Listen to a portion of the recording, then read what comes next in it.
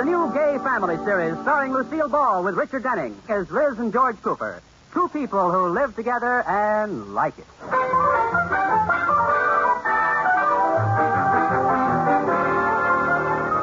And now let's look in on the Coopers. It's early evening, dinner is over, George is in the living room, and Liz is helping Katie the maid clear off the table. Mrs. Cooper, you don't have to help me with the dishes. Oh, I'm just stalling, Katie. I want time to think.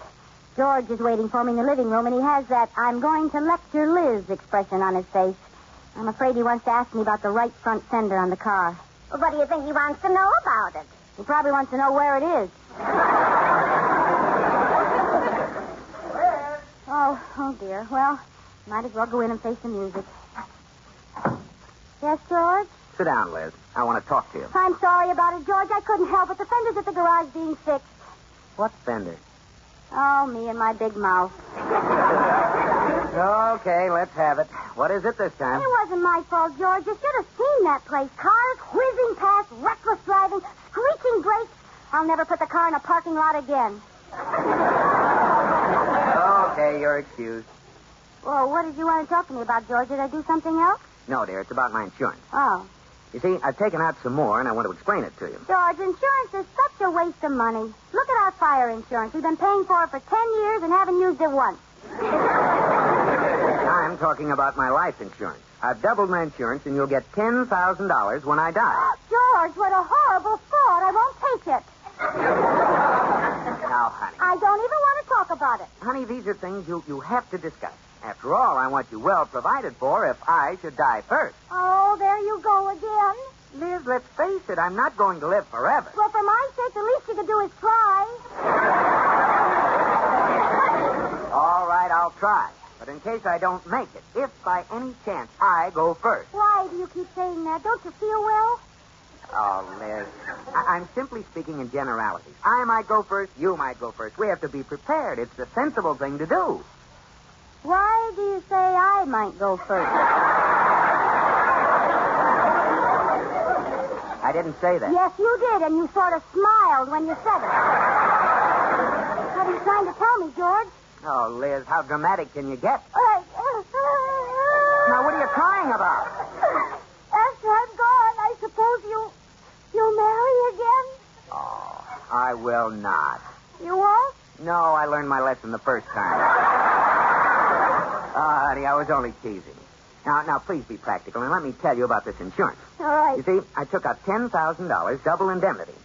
Double in what is it? Indemnity. That means if I go normally, you get $10,000. If I go in an accident, you get twice as much, see?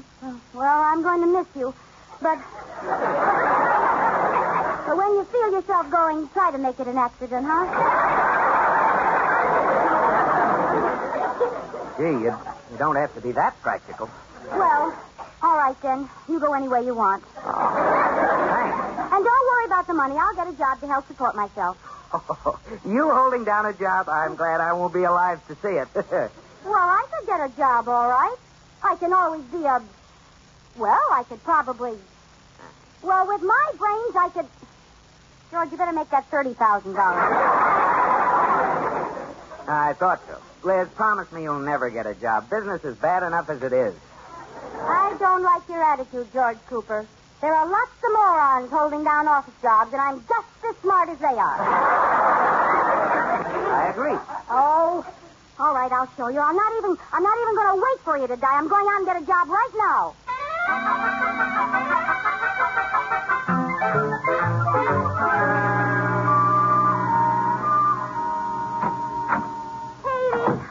Katie, run a nice warm bath for me, will you? I'm so tired. Where have you been all morning, Mrs. Cooper? Out looking for a job, but it's no use. They all want experienced girls. What are you going to do? I'm going to go to business school and learn to type and take shorthand. Hand me that phone. I'm going to call them right now. Oh, here.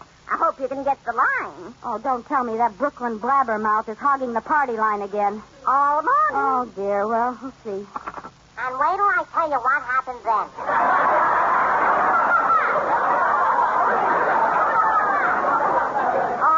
Do you want to guess? There she blows. Pardon me. I have an important call to make. Are you ever going to get off the line? Mama, we got company. Meet Miss Big Ears. Why don't you hang up? Don't you ever get tired slapping those lips together? Blah, blah, blah, blah, blah. I got rice. I happen to be talking to my mother. You are? That's amazing. It's amazing I'm talking to my mother? No, it's amazing you have a mother. What did you think? Somebody built me with an erector set.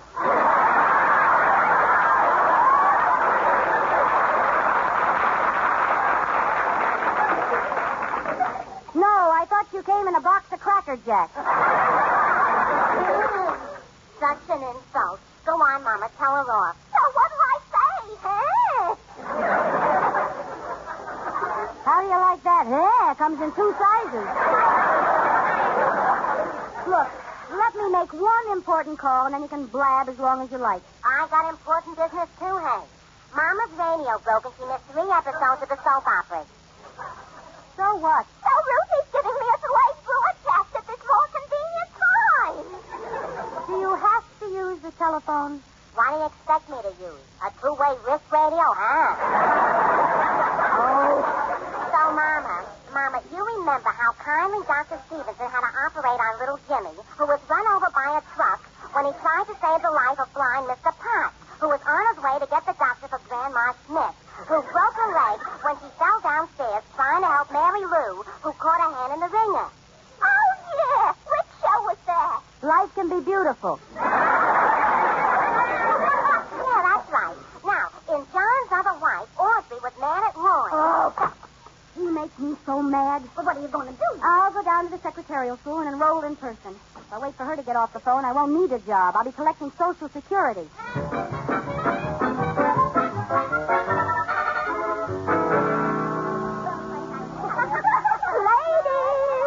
Ladies, your attention, please. Welcome to Miss Claremont's business school. You are lucky to be studying under Miss Claremont, the world's finest teacher. I am Miss Claremont. When you finish our course, each of you will be completely equipped to get along with your future boss as we teach you shorthand, typing, filing, and jiu-jitsu. For the winter girls, we have a course in broken office running, desk vaulting, and how to use a sharp pencil point. Now, how would like to use Mrs. Cooper to demonstrate typing instructions? Oh, well, then you better give me another typewriter. This one isn't any good. What do y'all mean? It doesn't have any letters on the keys. Mrs. Cooper. Yes, ma'am. Mrs. Cooper, the keys are left blank, so you will learn to type by the touch system. Oh. I'll show you. Now, type the middle row of keys. From left to right, A, S, D, F, J, K, L. Oh, very good. Now you've learned something already, haven't you? Yes, ma'am. As Jeff Jickle. You know, that's a hard word to work into a conversation. Oh, I get the idea, though. I think I'll try to write my name. How did it come out? Shake hands with Cordy Uiop. Class dismissed.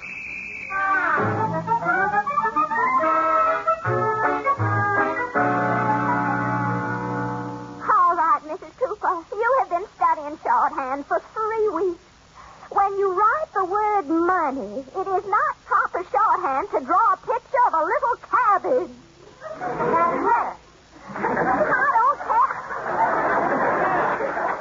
I don't care if it's a split pea. It's not shorthand. Well, you'll have to admit my typing has improved. This morning I typed 60 words a minute. Mrs. Cooper, Yes, ma'am. anyone can do that if they type the same word over and over. Class dismissed.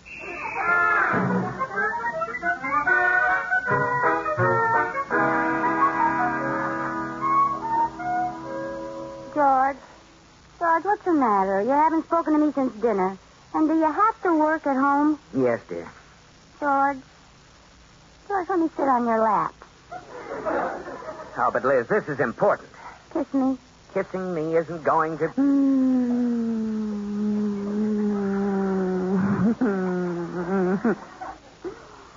Now, is work more important than that? What work? That's better. George, why don't you let me help you with your work? I'm doing fine in secretarial school. I'm even writing my shopping list in shorthand. That can only lead to ptomaine. Here's my notebook right here. Is that shorthand? Sure, what does it look like? Looks like the tracks of a wounded fly with ink on his feet. Oh, don't be funny. It's my own system. They all mean something. Yeah? What does this one mean? The number 3, a dog, and a daisy. Oh, well, that's to remind me to get 3 heads of cauliflower. Oh. Well, I'll wait till you figure it out. Now, what's this, Dilly? A telescope, a doctor, and a child. Oh, well, I want to discontinue the newspaper. That means watch out for the examiner boy. See, the telescope is watch out. The doctor is the examiner. Never mind. Oh, now, here's one I can understand. A man throwing books in the air. Mm-hmm. Juggling your books, huh? Just a little jug. Well, don't worry. I'll make this month's accounts come out right if it takes all my next month's allowance to do it. Yeah, well, we'll talk about that later. Okay. Now explain this last shorthand mystery to me. Mm-hmm. A circle, a ship, and a laundry ticket. Oh, that. See, the circle's for a phonograph record I want to buy. Yeah. What's the ship and the laundry ticket for? That's the title. Slow Boat to China. Oh,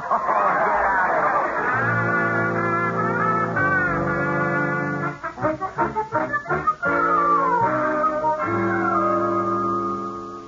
Are you still working, George? It's almost 11 o'clock. Oh, yes, dear.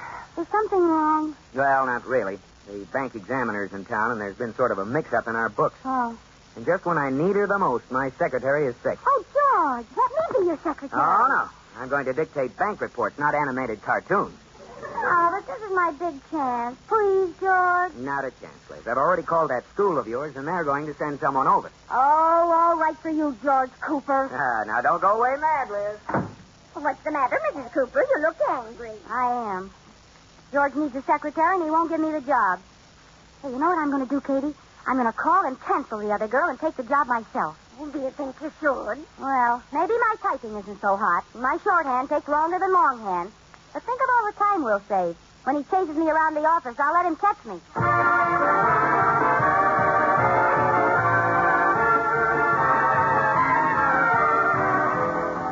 George is in for a big surprise because he hired a substitute secretary and doesn't know that Liz is planning to substitute for the substitute. Right now, she's in the living room. Wait a minute, is that Liz? It is, and she's wearing a black wig and horn-rimmed spectacles. Katie, come in here a minute, please. I'm coming, Mrs. Cooper. What do you... Oh, pardon me, madam. Oh, Mrs. Cooper, it's you. Pretty good disguise, huh? Do you think I can fool George with this wig? Yes, if you take the price tag off. Have you canceled the other secretary yet? Oh, good heavens, no. I'll call right now. And then Uncle Joe took his wife's baby to pay for an operation on Aunt Flossie's eye. And so we conclude another episode of Just Plain Blabbermouth. Don't look now, Mama. Nosy Rosie's back again. That does it. Every time I pick up this phone, you're on it with those awful soap operas. I'm going to have my phone changed. Go ahead. Well, after they catch Uncle Joe, their son, the radio actor, comes in and wants to borrow $10 until television blows over. Now, this infuriates Stephen. How do you like that? A filibuster. Filibuster? Yes, I've had my fill, and I'd like to bust her right in the nose. Well, I'll have to call that school from the drugstore. Goodbye, Katie. Oh, dear, I'm so excited. Do you really think this black wig will fool George? Oh, the wig will fool him all right, but he might recognize your underwear. You forgot to put your dress on. Yes!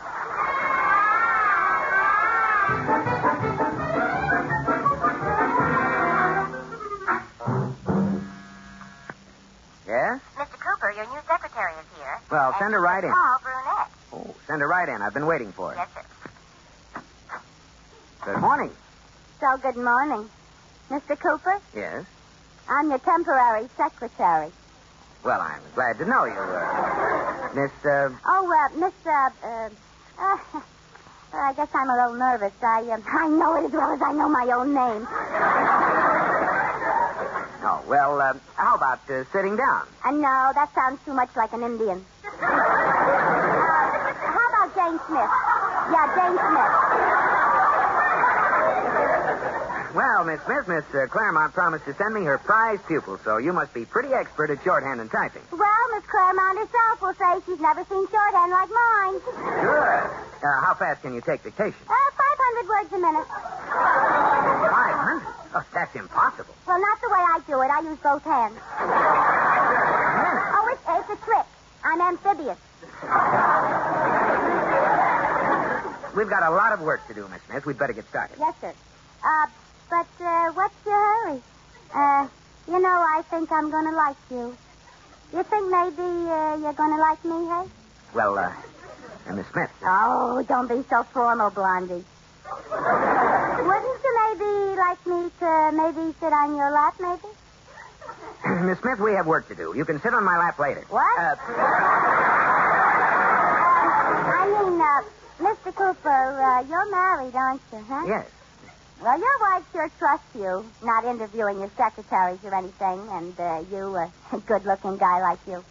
She trusts me implicitly. She has no idea what goes on around here. Oh, she doesn't, huh? Why don't you tell me about her? I can just imagine what she looks like. You can? Yeah. Yeah, I imagine a handsome guy like you would have a wife who was tall and a gorgeous face and a positively exquisite figure. Boy, have you got an imagination? Well, if I'm not too nosy, what does she look like? Well, she's I don't know. What can you say about a woman who's middle-aged and dumpy? I'm afraid I can't use you, Liz. Oh, you knew it already. Well, I caught on pretty quick. Now, run along. My secretary's due. Oh, well, I don't know how to tell you this, George, but I thought I could fool you, and I canceled your other secretary. Liz, you didn't. Well, all right, I didn't, but don't hold your breath till she gets here. Oh, George, give me a chance. I'll show you what I can do. Well, it's too late to get anyone else. Now, listen to me. Yeah? The Board of Bank Examiners is meeting this afternoon. Uh-huh. And they're going to ask certain questions, and they've allowed me to prepare some written answers. Uh-huh. Do you think you can take them down if I dictate them? Well, of course I can. See here, my notes from yesterday, and I can still read them. 3 heads of cauliflower, juggle the books, watch out for the examiner boy, get a small dose of Never mind that stuff. Oh. Now, let's get started. Here's the answer to the first question. Uh-huh. You ready? Yes. The Second National Bank holds as collateral with the Humboldt Construction Company. George? Oh, I forgot. The T-H-E, Uh-huh. Second, S-E-C-O-N-D, National, N-A-T-I-O-N-A-L.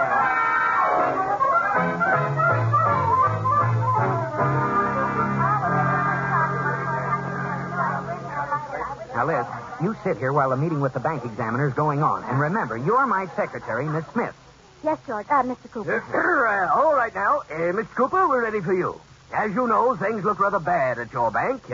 I hope you have some good answers to the questions we have for you. Oh, don't worry, Mr. Allen. Hand me those answers you typed, Miss Smith. Here you are, sir. And now the first question. In the transaction with the Humboldt Construction Company, what do you hold as collateral for this $10 million loan? I have it right here. Huh?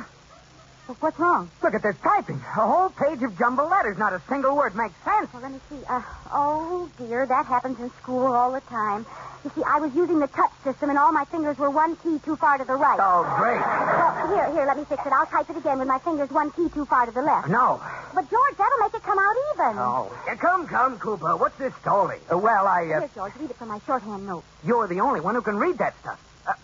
Mr. Allen, if you don't mind, my secretary, Miss Smith, will answer the questions from her notebook. Well, this is highly irregular, but go ahead. Thank you. Well, Miss Smith, what does the bank hold as collateral for this $10 million loan? The quick brown, now is the time. Oh, dear. My notes are all mixed up. Oh, Liz. Oh, I have it. Well, what's the collateral for this $10 million? 3 heads of cauliflower.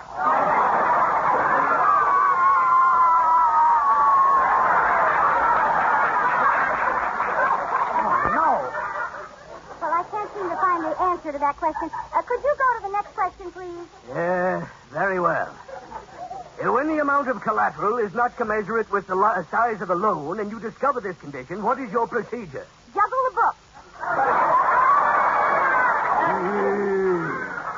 Oh, that's enough, Liz. Sit down. Just a minute. I think we may have stumbled onto something here. But you don't understand. Quiet. Next question, Miss Smith. When Mr. Cooper found out there was to be an investigation, what instructions did he give the employees? Well? I don't think I'd better read this. What did he tell the employees? What does it say, girl? Watch out for the examiner, boys. For goodness sakes, Liz, try to find the right note. I'm trying. Thought you'd get away with something, eh, Cooper? No, this is all a ridiculous mix-up. That's what they all say. What would you have done if you'd gotten away with it? I didn't do anything. I found it. What would you have done if you'd gotten away with it? Get a slow boat to tow.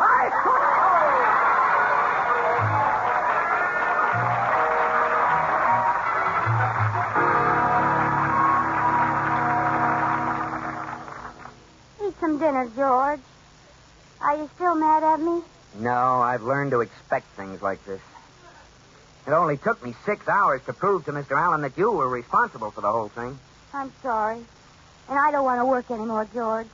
I'll manage to live on your insurance money somehow. Oh, thanks.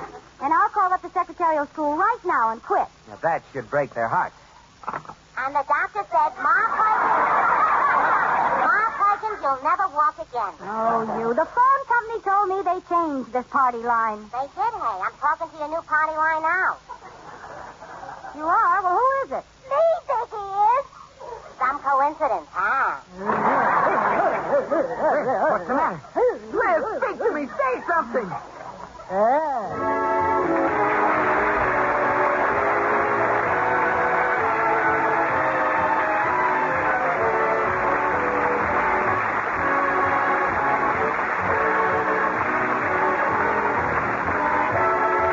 My Favorite Husband has been presented through the worldwide facilities of the United States Armed Forces Radio and Television Service.